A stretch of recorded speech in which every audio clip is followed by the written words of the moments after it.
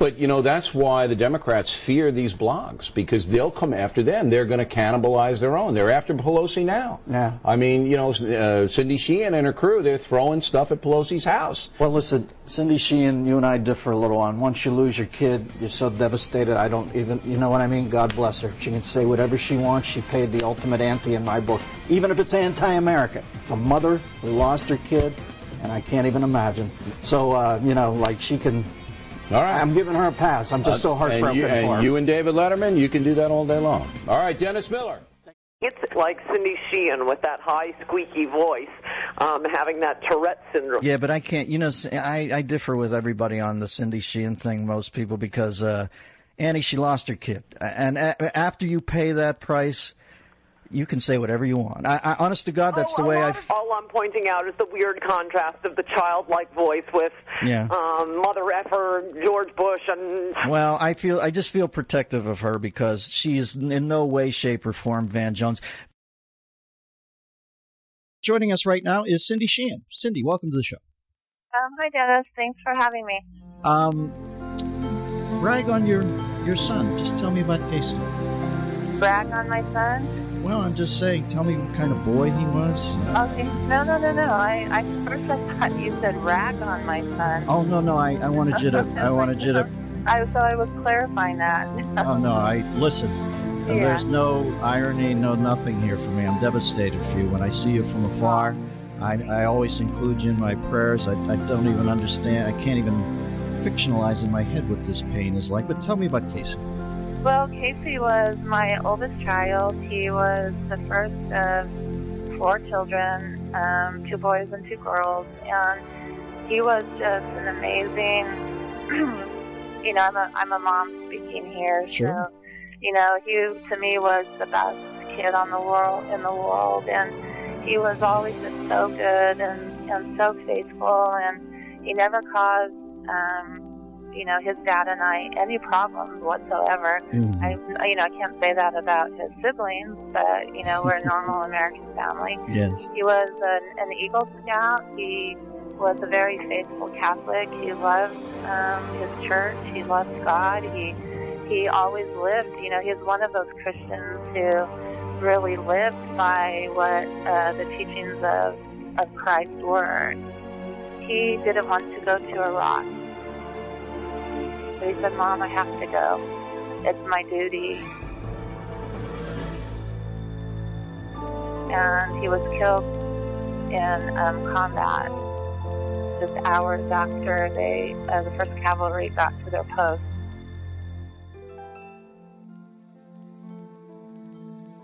I'd rather talk about Casey not as a soldier because that was only a small part of his life, and he just, was quiet, yet he had a wonderful sense of humor, and he was one of those people that you knew that when he said something, everybody stopped and listened because it was either going to be very profound or very funny. Yeah, a gift from God, right? When did you first know he was funny? Do you remember any kid stories where you thought, oh my God, how irascible or how cute or how funny that is?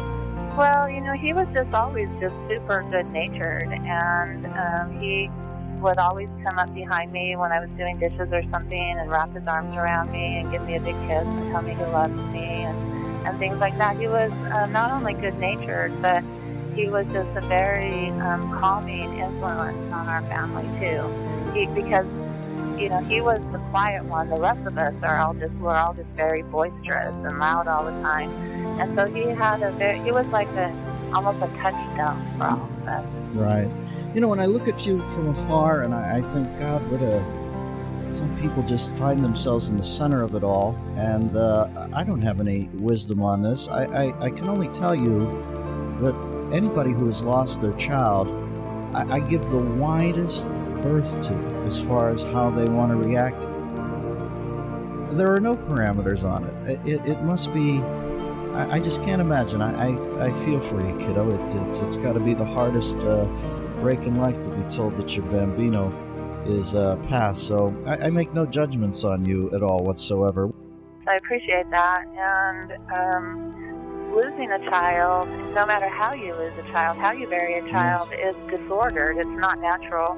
Children are supposed to bury their parents. So burying a child is the most shocking and devastating thing to a parent. And, you know, it's like, I always equate it to losing a limb. You know, how do you have to figure out how to live life without that limb, but it's not easy. Save that you would lose all 4 limbs in a millisecond to preserve the... Right. Oh, absolutely. I would trade places with Casey in a millisecond if I could. And I bet any other parent who has lost a child would say the same thing. Yes. And as far as, you know, me being outspoken, and I know that you and I have different views on almost every issue, not every issue, but a lot of issues we have different views on, but that's what this country is about. You know, we should give everybody a wide berth to speak their mind and to have opinions that differ from our own. And, you know, that's what creates the tension that is supposed to create democracy. Not all of us just blindly falling in line with whatever the accepted philosophy is of our government. We can't do that. We shouldn't do that.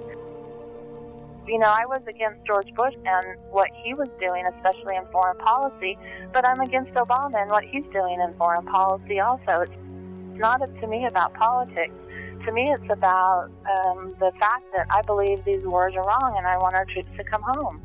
Well, can I tell you, I don't know what this means to you, but never once, for 1 nanosecond, and I can honestly say that, when I've glimpsed you in the media, have I ever thought of politics.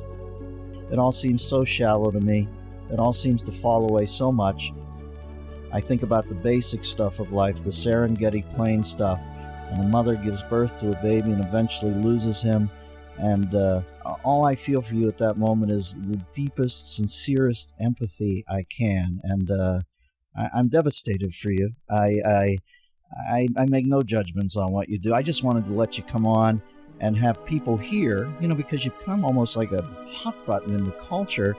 It's just a human being there. There's a mom that used to bounce this kid on her lap, and now he's gone, and everybody goes their own way and deals with it in their own way at that point. I just wanted to meet you, I guess, and tell you I feel badly for you. Well, I really appreciate that, Dennis, and I appreciate the fact that you have stood up for me to people who want to all they want to do is criticize me and not try to understand, you know, what goes behind everything. And so I really appreciate that. All right, Cindy Sheehan, you are in my prayers, kiddo. I don't want to milk this. I just wanted to meet you, say hello, and say you're in my Dennis, thoughts and prayers. Thank you for letting me talk about Casey. I hardly ever get to do that. And Casey is the reason that I do what I do. Casey's nephew and his unborn niece and all the children of the world are what gets me up in the morning. Well, I always assume that you must be a good-hearted dame because God certainly assigned you one of the greatest jobs I've ever heard of, and that's being Casey's mom. And what a blessed job that is.